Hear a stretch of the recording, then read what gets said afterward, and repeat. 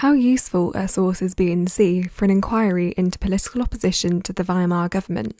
Explain your answer using sources B and C and your knowledge of the historical context. 8 marks. Here's the mark scheme for this question, which you can find out about in more detail in the overview video.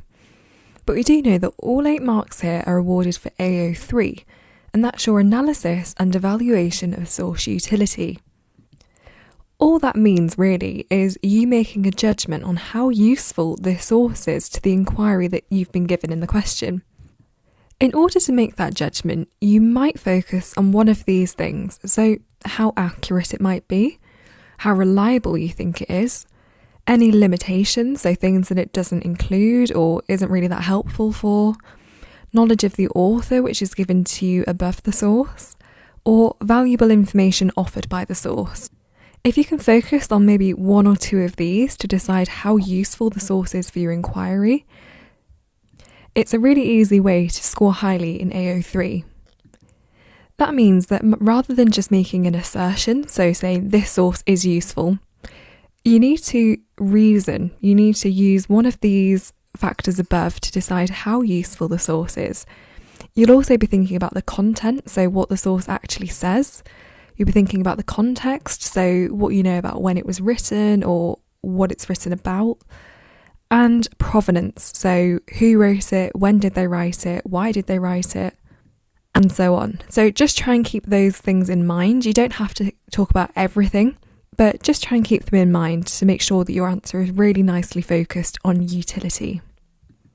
It's also important to remember that the question isn't asking you to compare source B and source C. In fact, you could actually talk about them separately.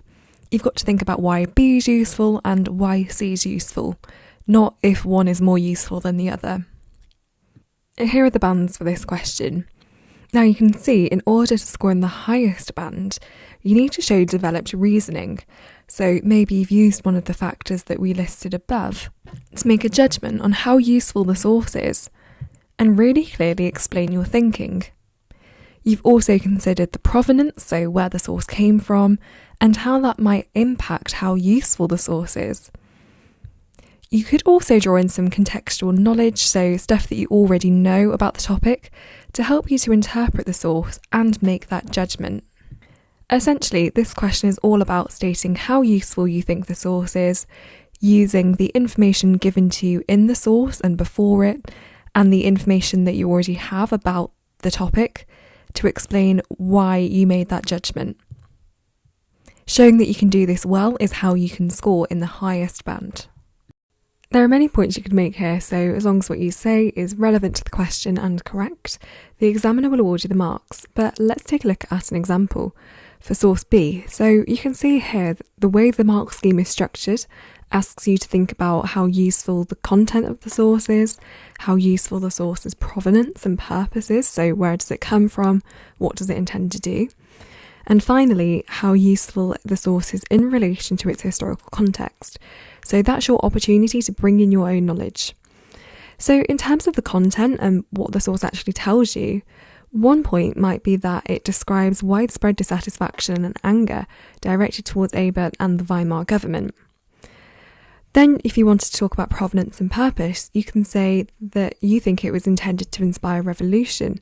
Luxembourg wanted the Spartakists to be in power, so the speech was intended to undermine the Weimar government and position her party as the best one for the German people. Finally, if you want to talk about historical context, you can say that at this time, Luxembourg and Liebknecht were establishing the Communist Party of Germany, which would become a strong opponent to Ebert's SPD. So you can see there we've hit all 3 features, and if you can find a way of linking those 3 points together, that's a really good way to show developed thinking, an analytical approach to the question, and a really widespread answer, so you've really ticked all the boxes there.